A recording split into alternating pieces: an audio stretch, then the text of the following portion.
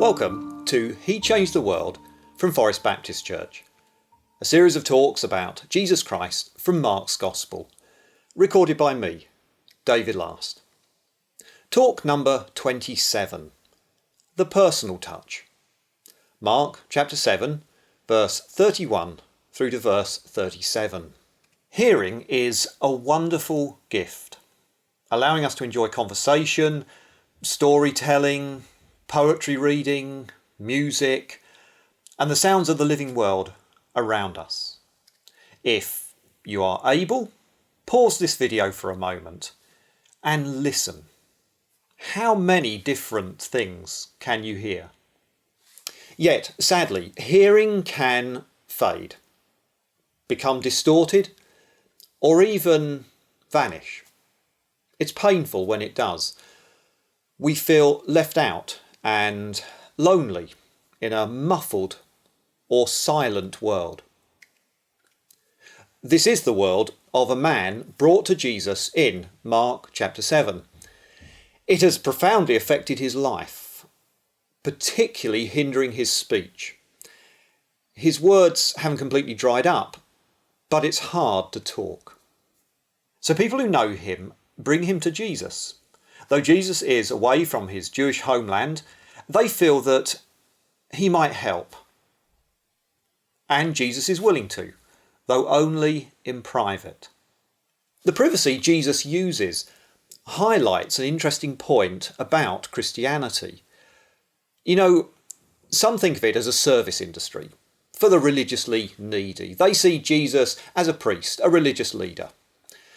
Some think of Christianity as a movement for social good, to stimulate people to do better. They see Jesus as a do-gooder, a reformer. Some think of Christianity as a movement which wants to dominate the world. They see Jesus as a guru, maybe even as a politician, wanting to win a following. But each view misses a fundamental fact about Jesus, which our story brings out. Why does Jesus move this deaf man away from the crowd? He wants to deal with him personally, as an individual, to enter into the man's world. So when away from the crowd, Jesus places his fingers in the man's ears, touches the man's tongue, spits out with his own mouth, and then he looks upwards and sighs deeply. And these actions, they're not just like the passing hug of a do-gooder or the briefly concerned look on the face of a politician. This man, as he watches, feels that Jesus is wanting to stand with him, engage with him, and engage with God on his behalf. And yet, it's even more than that. Jesus is clearly not just a priest. He speaks a word in his own language, like a deeply personal cry, and it commands the world to change. And the world does. Suddenly, the man is flooded with sounds he's not heard in a long time, and words pour from his lips like a flood. Who is Jesus? He's not just one more celebrity leader, religious, social, political, having his 5 minutes of power, 5 minutes of fame. Jesus is far more than that. He is the Son of God, come to us where we are, entering into our lives, standing with us to save us from the mess we're in. You know, this deaf man in the end, he's all of us. We are all deaf. Maybe not to the sounds of nature or music or conversation, but deaf to God. Long ago, the human race lost its ability to hear God. Things he said to us became increasingly muffled, confused, uncertain. He was speaking clearly, but in our determination to do our own thing, we could no longer hear him. We destroyed our own hearing in regard to God The things we said about him became jumbled and odd. Multiple viewpoints, religions, philosophies poured out, each disagreeing with the other. We lost the ability to speak about our Creator and why he made us, because we couldn't hear him anymore. But Jesus came to bring us back to God, to heal our spiritual deafness so we could hear the truth about our Maker, to heal our ability to speak so we could speak the truth about our Maker. Jesus came to deal with each one of us personally. Sure, it goes beyond that as well. I mean, when Jesus changes us, he then brings us into his kingdom and becomes for us the finest of leaders. He teaches God's way to live, which is a life of love towards others, seeking their best. He becomes the finest of social reformers. He links us to God and becomes the truest of priests, leading a worldwide church. But he begins by transforming individual lives.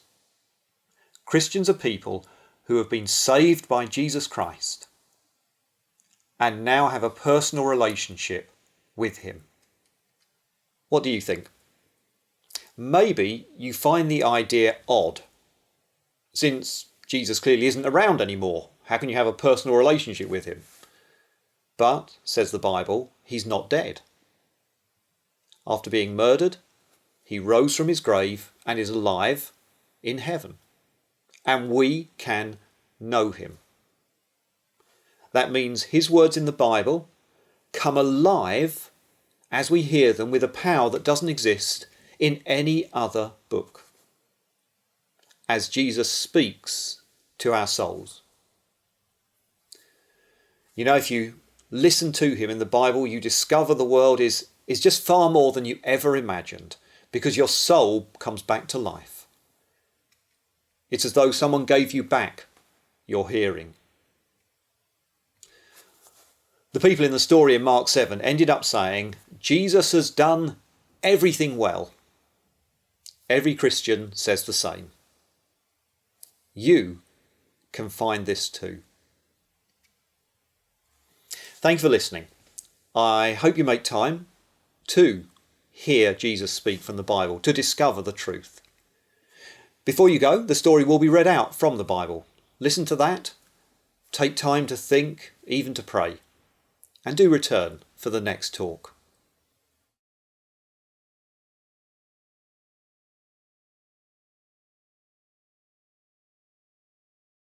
Then Jesus left the vicinity of Tyre and went through Sidon down to the Sea of Galilee and into the region of the Decapolis. There were some people brought to him a man who was deaf and could hardly talk, and they begged him to place his hand on the man. After he took him aside, away from the crowd, Jesus put his fingers into the man's ears. Then he spat and touched the man's tongue. He looked up to heaven and with a deep sigh said to him, Ephphatha, which means, be opened. At this, the man's ears were opened, his tongue was loosened, and he began to speak plainly. Jesus commanded them not to tell anyone, but the more he did so, the more they kept talking about it. People were overwhelmed with amazement. He has done everything well, they said. He even makes the deaf hear and the mute speak.